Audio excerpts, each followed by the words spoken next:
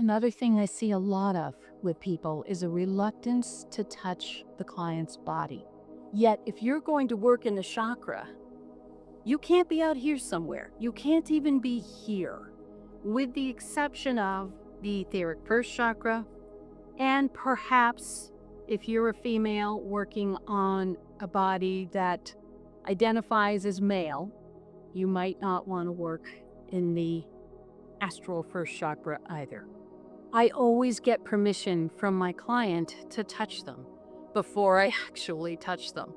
So before my client got on the table, I said, is it going to be all right if I touch your body?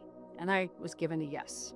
So when I want to work on a chakra, for example, I'm going to work on the second chakra right here, I just put my hand right on the body because the chakra is in the center of the body. It's directly in front of the spine.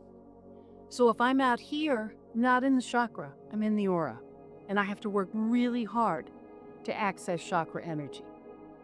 If I'm on the body and I'm very focused on what it is I'm doing, I can even feel the energy of the chakra in the palm of my hand.